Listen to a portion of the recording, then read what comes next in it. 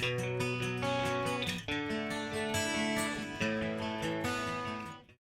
Lost members, my name's Carrie and I'm here today to just talk to you a little bit about the impact that bereavement can have on your health and fitness. I'm a personal trainer, I have lots of clients, I work at a gym, I also do online programs with lots of online clients as well. I've also run a 0 to 5k program which addressed mental and physical health. And with a lot of clients, it's so much more than just the physical side of things. Mental health and physical health is so intertwined. You tend to find quite often if people have put weight on that has affected their mental health, they've lost confidence, they've lost their self-esteem, and likewise something happening in their life such as bereavement can actually lead to them putting on weight because it's just changed their lifestyle patterns and things. So more often than not, the two are very interlinked. So you do tend to find that you're working with clients not just on the physical, but on how they feel about themselves, how they think, and how they're sort of structuring their life and things as well. So hopefully I can help you guys out a little bit and just shed some light on some little tips and ways that you can maybe sort of change a few little bits and pieces here and there. A few questions have come in, so hopefully I'll be able to answer those for you. The first one has been to do with sort of structure and how you can motivate yourself to do any exercise or to have, a healthier diet, especially at the moment in lockdown or just generally in life when things feel like they're sort of all a bit all over the place. And I think the biggest thing for that and the biggest advice I can give you is to plan it, okay? So if you just wake up every single day and think, shall I do some training today? Shall I go for a walk? Chances are you'll probably talk yourself out of it. You'll probably think of a reason why not. I'm particularly tired today, or I've got the shopping to do today, or I'll do it tomorrow. And that will keep happening. You'll do it every day. You will put it off for tomorrow. So the best thing you can do is at the beginning of the week, Sunday or Monday, get your diary out and plan it. Decide what days and when it's going to fit into your schedule, what day is going to be the best days to do it. Put it in as a time and make it in your head like it's an appointment that you can't miss. And that's the one way to do it. And tell yourself you are not going to not do it. You're going to stick to that appointment, even make out it's an appointment with somebody that you have to go and do that. And just make it in your head, not optional. It's by far the best way to do it. And it kind of alleviates that excuse every day. And if you just wake up thinking, this is in my diary for today, this is what I'm doing, and you will always feel better for it afterwards. The days you don't do if you intended to do it and you skip it, it's just another thing to feel bad about. It's another thing you're going to beat yourself up for and be sitting there thinking, I should have gone, I should have done it. If you just go and do it and get it done, as much as you might not feel like it beforehand, you will 100% feel better for it afterwards and be so glad that you did do it. So again, try and remember that feeling at the beginning when your mind is trying to talk you out of it and trying to find excuses around it. Remember how you're going to feel afterwards if you go, and also remember how you're going to feel afterwards if you don't, and how much you're going to be annoyed with yourself. So think about those things, plan it, structure it, and just remember how good you're going to feel afterwards and how proud of yourself you're going to feel and why you're doing it. Okay, so hopefully that's sort of a little bit of a helpful one for that one. Another thing that kind of the two tying together, we've been asked a couple of things about sort of how to look at emotional eating and sweet cravings, and why we sort of crave certain foods, and sort of the theory behind the emotional eating and things. So I'm going to talk about all of that sort of all in one, really, because the two kind of are very interlinked.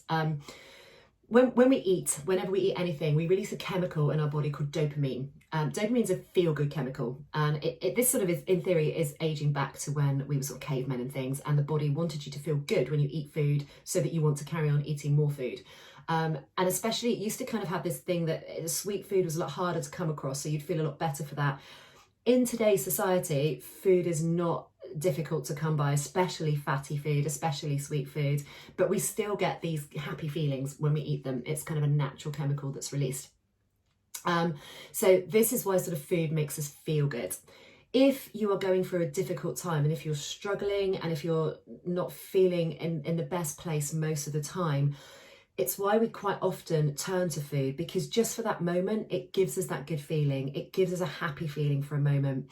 It's almost like it's diverting difficult feelings and difficult thoughts through food. That can be a distraction. It's distracting you for a moment. You get a moment of feeling good, a moment of feeling happy. So it's why a lot of people will turn to it and will turn to food just for that distraction for a moment. The problem with that is that it doesn't last. It's a very short-term happy feeling.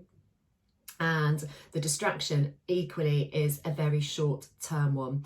And then as soon as that's happened and afterwards, you then get a lot of other feelings that are much more negative ones. You can feel guilty, you can feel shame.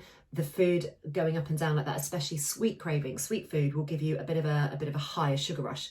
And then after that, you get a bit of a drop and a bit of a dip. So you can kind of have mood swings. Sugary foods and relying on those and things will make you tired. You can feel fatigued. You can end up binge eating. Obviously, the obvious one as well is that you're going to end up with weight gain, which in itself presents, a whole load of feelings that you probably don't really want to be having.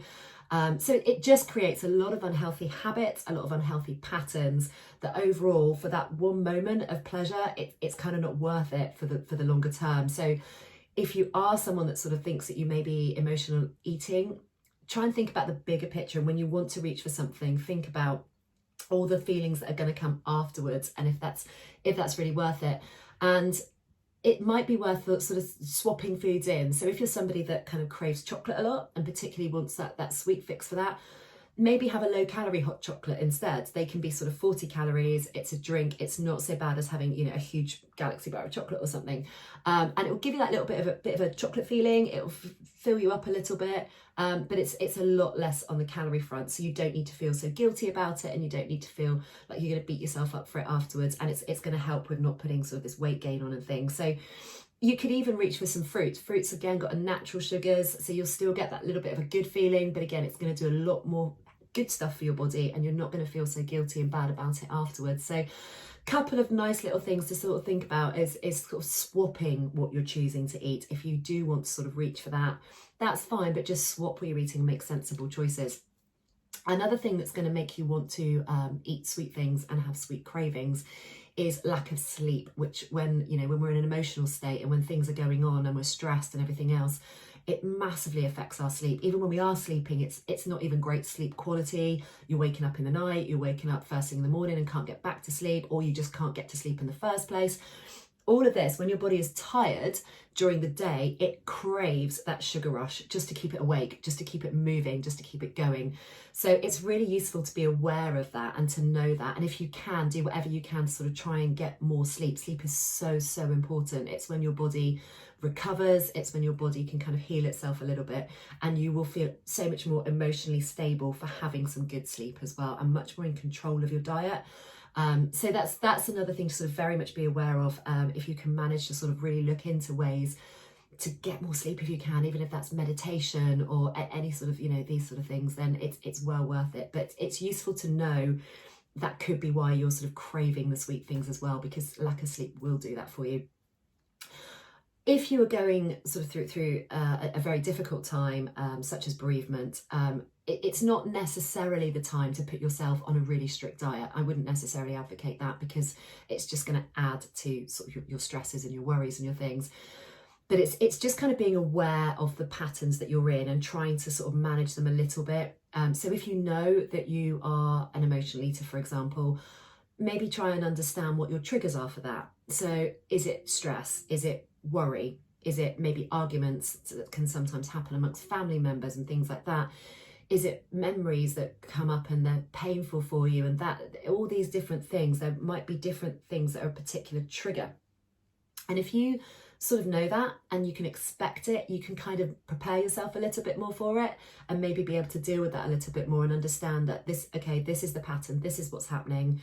I understand that, and maybe you can sort of make a slightly healthier choice that way as well, if you're kind of aware of it and can kind of manage it a little bit more.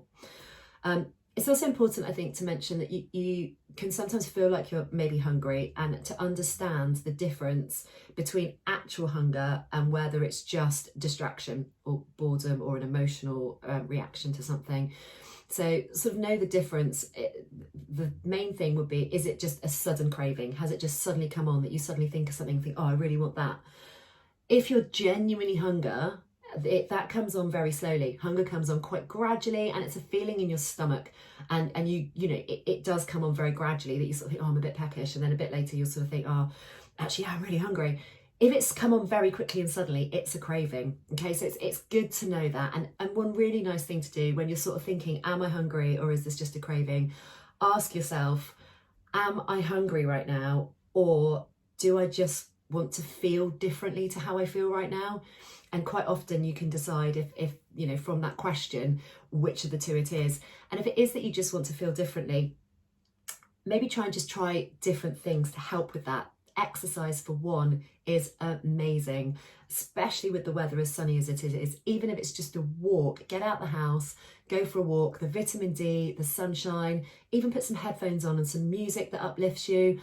Just getting that heart rate up, getting some exercise, it releases so many good endorphins and things in your body that you won't be able to help feeling a little bit uplifted and a little bit more positive, and just hopefully have a little bit more of a smile on your face without having reached for food. And it's one of those things that no matter how bad a day you might be having, I have clients all the time that say, I was work stressed me out, this stressed me out, the kids stressed me out, whatever you might be going through. Reaching for food at the end of the day is only going to make your day worse, because you're just going to be annoyed with yourself and hate yourself even more for the fact that you did that. It's almost like all the negative things that might be happening in your life right now, you can't control that. There's a lot of things in life that we have no control over. So let's control the things that we can control. And that's things like getting out for exercise, eating healthily. So at least it's not like, here's all the things that are going on in life that I'm struggling with and I can do nothing about. I just have to try and learn ways to deal with them. But then we also have all these things here that I'm not happy about, that actually I can do something about these. These are things I can control. So let's focus more on these ones, about doing the things we can that are positive about what we can control, so that they don't just become another load of stuff to add on to this pile. And by doing that, you're going to sort of feel like you're taking charge a little bit more, and hopefully start to feel better inside, better outside, and it will all have a really positive effect and a really positive going forwards on just how you feel physically and mentally. So I really hope that's been a little bit of useful information for you. You're more than welcome to contact me if you want any more information, or over the long run, if you have any other questions, feel free to fire them to Becky, and we can always do another video on some of your questions later down the line and hopefully help some more people out. So take care, and I really hope that was helpful. Thanks for listening. Bye-bye.